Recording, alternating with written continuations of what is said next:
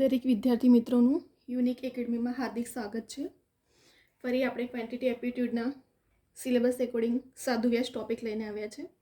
મેં લાસ્ટ બે વિડીયોમાં પણ દરેક તમને ક્વેશ્ચન લાસ્ટ યરમાં કેવા ટાઈપના સાદું વ્યાજમાં પૂછાય છે, કેવા પૂછાઈ શકે છે અને શોર્ટમાં આપણે એને કેવી રીતે ગણી શકીએ છીએ, જેથી કરીને તમને સિલેબસ એકોર્ડિંગ જો હું વિડીયો મૂકીશ તો તમને ઇઝી પડશે ટાઈમ કવર કરવા માટે, પ્રિપરેશન માટે, બરાબર.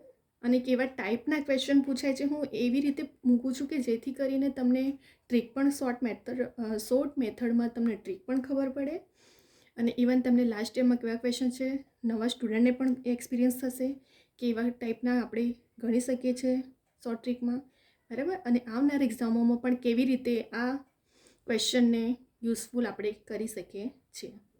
તો હવે આપણે જે પૂછાયા છે કેવા ટાઈપના ક્વેશ્ચનો આપણે કેવી રીતે શોર્ટ ટ્રીકમાં ગણી શકીએ છીએ, કેવી રીતે સોલ્વ કરી શકીએ છીએ અને આવનારી એક્ઝામોમાં પણ દરેક એક્ઝામમાં આપણને ઇમ્પોર્ટન્ટ થાય, યુઝફુલ થાય, એટલા માટે આ વિડીયો જુઓ, બરાબર. અને આપણે ક્વેશ્ચન સ્ટેપ બાય સ્ટેપ હવે આપણે ક્લિયર કરીએ એટલે તમને વધારે ક્લિયર થશે. સૌથી પહેલાં આપણે ફર્સ્ટ ક્વેશ્ચન જોઈએ. એક રકમ 10% દરે 2 વર્ષમાં વ્યાજ મુદ્દલ 4080 થાય તો મુદ્દલ શોધો. ચલો, હવે અહીંયા આપણને શું કીધું છે કે એક રકમ આપણને ખબર નથી. ટકા આપી દીધા છે 10%ના દરે, વર્ષ પણ આપી દીધું છે, વ્યાજ મુદ્દલ પણ આપી દીધું છે. તો આપણે મુદ્દલ શોધવાનું છે. તો સૌથી પહેલાં તો મુદ્દલ આપણે ધારશું 100. હવે આઈ એટલે આપણને શોધવાનું છે, પી એટલે આપણે ધાર્યું 100, ટકા એટલે 10% આપી દીધું છે, એને એટલે 2 વર્ષ પણ આપી દીધું છે. હવે આપણે વ્યાજ મુદ્દલ શોધીએ તો ચલો કે સૂત્ર આઈ બરાબર PRN છેદમાં 100, બરાબર. શું છે આપણું સૂત્ર? આઈ બરાબર PRN છેદમાં 100. તો ચલો કિંમત મૂકો. આપણને કેટલી મળી છે મુદ્દલ? P100, ટકા 10% અને 2 આપણને મળી ગયું છે. સૂત્ર તો દરેક સ્ટુડન્ટને મેં લાસ્ટ બે વિડીયોમાં પણ કીધું છે, આઈ બરાબર PRN છેદમાં 100. ચલો આઈ બરાબર 0, 100 ઉડી ગયા, 10 દુ 20, આપણને શું મળી ગયું? આઈ મળી ગયું, બરાબર. એન્ટર. ચલો હવે વ્યાજ મુદ્દલ, આપણે મુદ્દલ 100 ધાર્યું હતું, જેમાં 20 ઉમેરશું તો વ્યાજ મુદ્દલ મળી જશે આપણને. તો વ્યાજ મુદ્દલ કેટલું મળ્યું? 120. હવે વ્યાજ મુદ્દલ 120 મળ્યું અને મુદ્દલને આપણે કેટલું ધાર્યું? 100. અને અહીં આપણને 2 વર્ષનું કેટલું આપ્યું છે? 4080. તો આપણે મુદ્દલ પદ મૂકશું કે જો વ્યાજ મુદ્દલ 120 પર મુદ્દલ 100 તો 4080 પર મુદ્દલ કેટલા?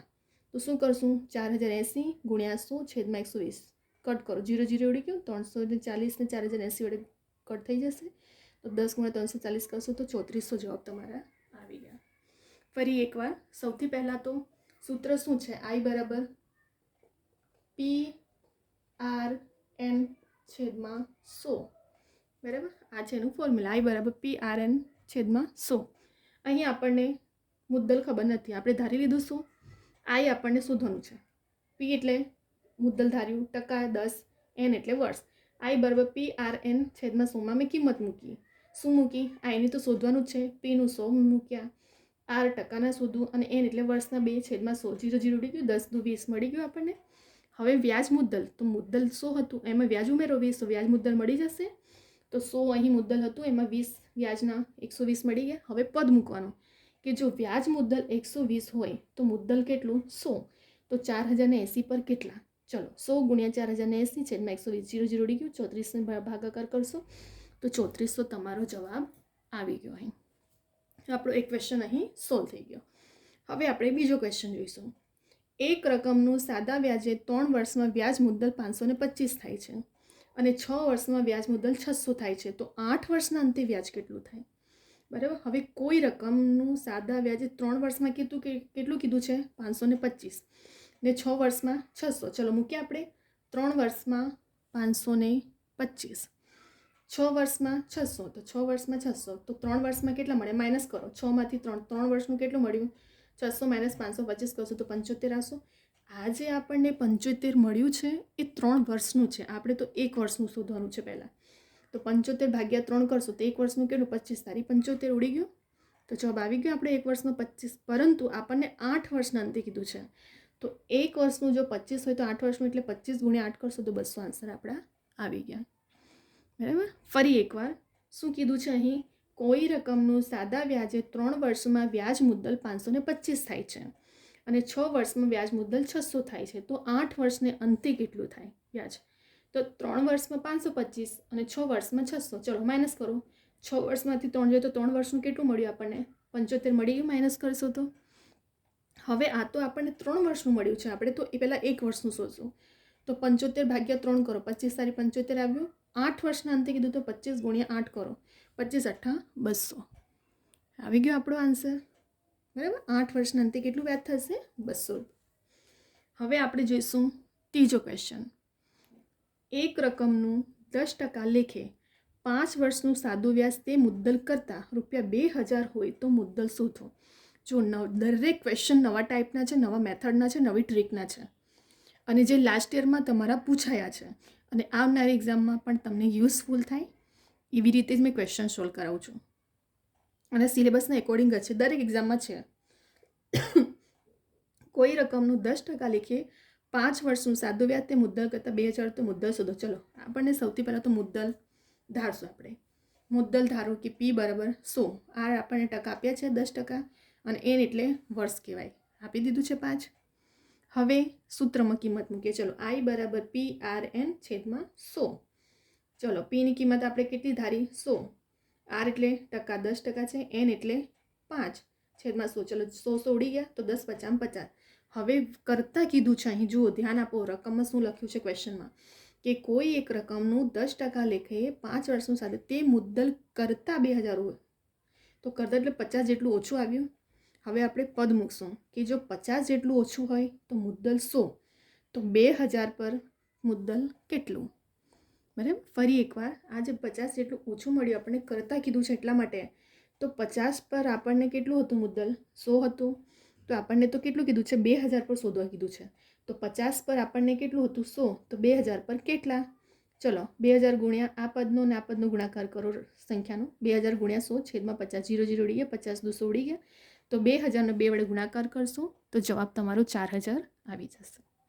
બરાબર, અહીં આપણે 3 ક્વેશ્ચન સોલ્વ થઈ ગયા. ફરી એકવાર આમાં શું, અહીં આપણને સૂત્ર મૂકી, કિંમત P ધારો કે P ને મુદ્દલે ધાર્યું છે 100 કરીને, ટકા આપણને આપી દીધું છે, N પણ આપી દીધું છે, કિંમત સૂત્રમાં મૂકીએ તો 50 જેટલું ઓછું મળ્યું છે કેમ કે કરતાં પૂછ્યું છે.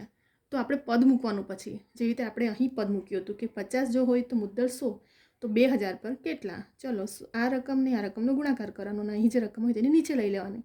50 200 ઉડી ગયા અને 2000 4 વડે ગુણાકાર કરશો 2 વડે તો 4000 આન્સર આવી જશે. બરાબર, આવા ટાઈપના ક્વેશ્ચનો પૂછાય છે સાદું વ્યાજના રિલેટેડ. અને શોર્ટમાં કેવી રીતે ગણી શકાય છે? તો આવી મેથડથી ગણી શકાય છે. અને તમને સોલ્વ કરશો, વિડીયો જોશો તો વધારે તમારું માઇન્ડ પણ કામ લાગશે, ત્યાં માઇન્ડ તમારું કામ કરવા લાગશે.